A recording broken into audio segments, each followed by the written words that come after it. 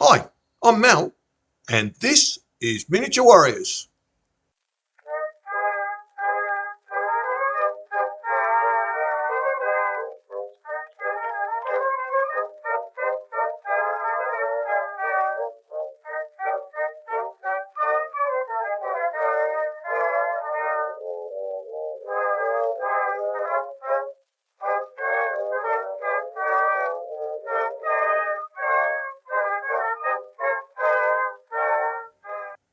Welcome back to the channel.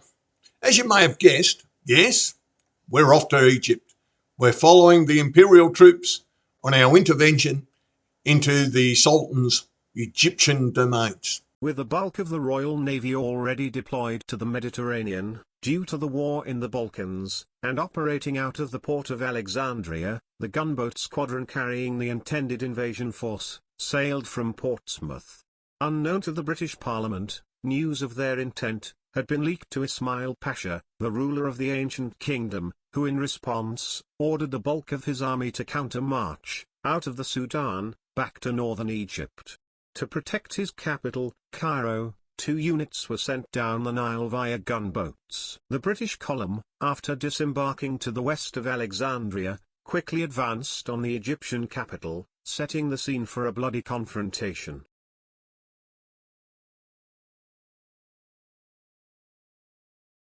The British-Egyptian Expeditionary Force, or BEEF, is advancing southward with the River Nile on their left.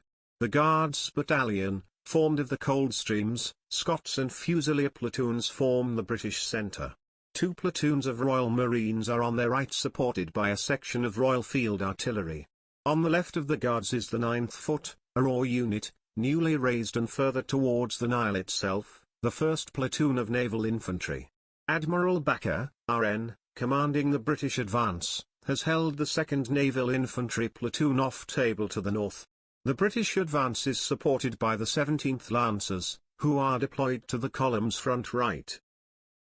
The mass of the Imperial column maneuvered to the west of Cairo, encircling the Egyptian garrison. The Guards Battalion marching at the quick for the high ground that dominated the harsh dry landscape.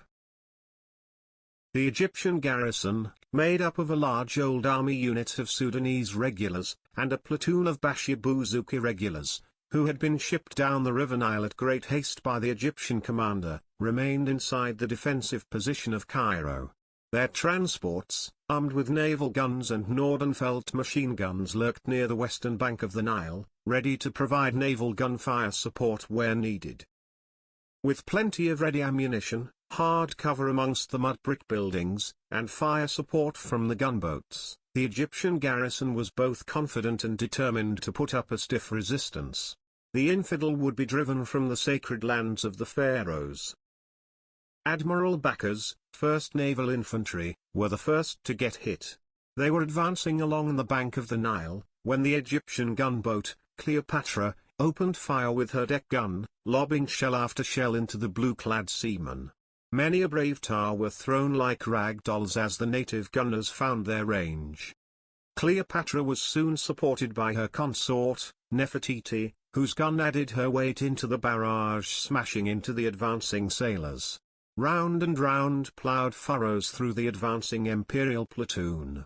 After Lieutenant Hampton, out of HMS Black Prince, was killed, Midshipman Green took command and directed the platoon further westwards, lengthening the range for the Egyptian gunners. The Imperial commander now sought to make use of his artillery superiority, by moving up his 2 guns and positioning them atop the high ground where they would be able to fire down into Cairo. Supported by the Guards and the 9th Foot, the guns were soon crowning the top of the feature. To the right of the guns, the 1st and 2nd Royal Marines skirted the lower reaches of the hill, making use of the dead ground to its west. As the Egyptian gunboats continued to engage the naval infantry, and the Guards Battalion occupied the heights to the west of the city, the focus of the battle shifted to the south. The 17th Lancers galloped towards the southwestern defences of the city. Taking fire from the Egyptian defenders, the troopers pressed forward, dismounted, and forming a hasty skirmish line, returned the enemy fire with their carbines. The ferocity of the Lancers' attack drove the Egyptian defenders from their cover, forcing them back into the streets of the town towards the bank of the Nile.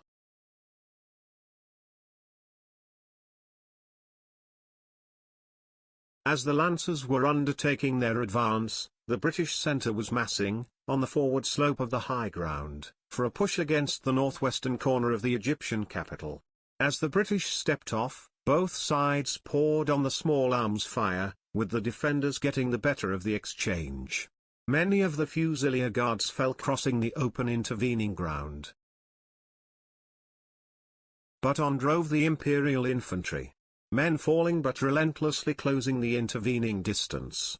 The British guns on the hill continued to throw shell after shell into the Egyptian troops, who, at first were slowly driven back from their cover.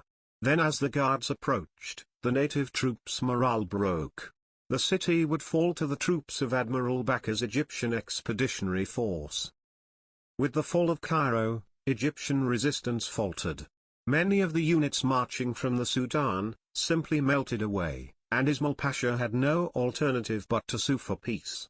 The Egyptian campaign had come to an abrupt end. But little did the British government realize that while they had been focused on the ancient kingdom of the pharaohs, trouble had been brewing elsewhere in the empire.